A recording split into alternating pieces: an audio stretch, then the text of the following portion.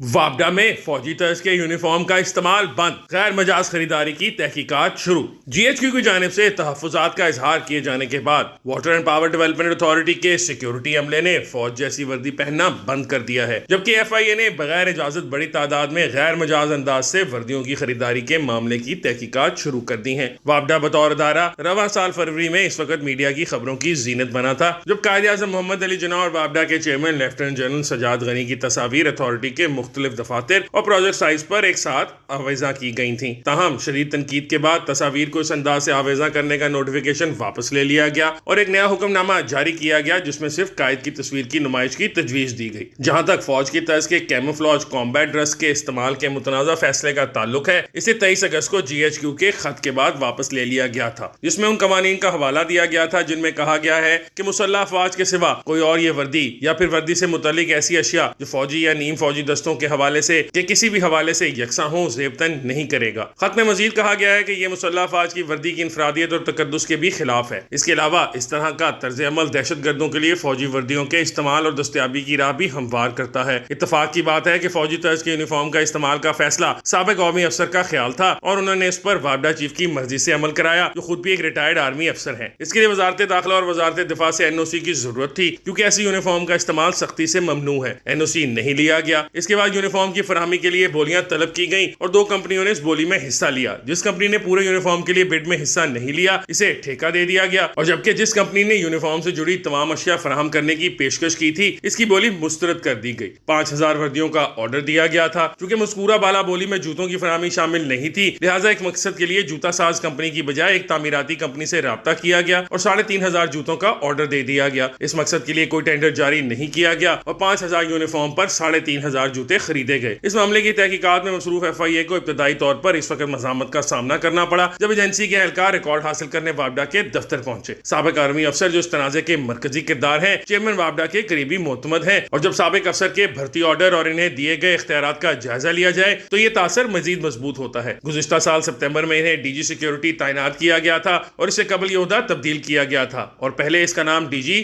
لا تھا۔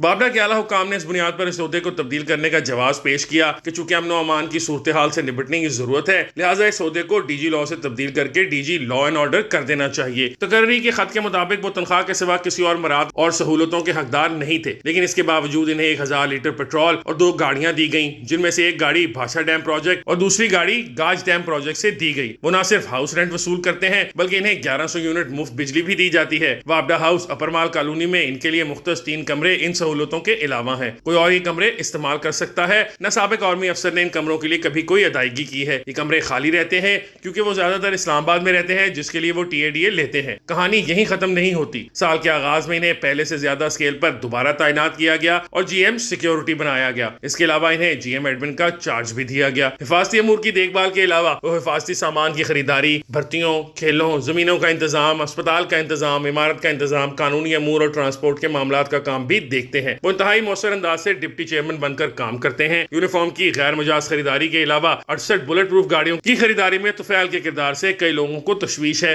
دسمبر 2022 میں انہوں نے محکمانہ این او سی حاصل کیے بغیر 2 ارب روپے کا ٹھیکہ جاری کر دیا۔ 5 کمپنیوں نے ٹینڈر بھرے، لیکن جنوری میں اسے منسوخ کر دیا گیا اور ایک دام بولی لگانے والوں کے لیے باعث حیرانی ثابت ہوا۔ اس دوران مختلف پروجیکٹ سے سربراہان جن کو ان گاڑیوں کی ضرورت تھی سے کہا گیا کہ وہ بولی کے پروسیس پر عمل کیے بغیر ہی 2 دیگر وینڈر سے گاڑیاں خرید لیں۔ دی نیوز نے موقف معلوم کرنے کے لیے سوالات بھیجے، تاہم سابق آرمی افسر کے قریبی ذرائع نے ان الزامات کی تردید کی اور کہا کہ اس میں کوئی سچائی نہیں۔ وابڈا کے ترجمان نے کہا کہ الزامات بے بنیاد ہیں، تاہم انہوں نے اعتراف کیا کہ ایف آئی اے انکوائری کر رہی ہے اور مزید کہا کہ وابڈا نے اس سلسلے میں ایف آئی اے کے ساتھ اپنا موقف شیئر کر دیا ہے۔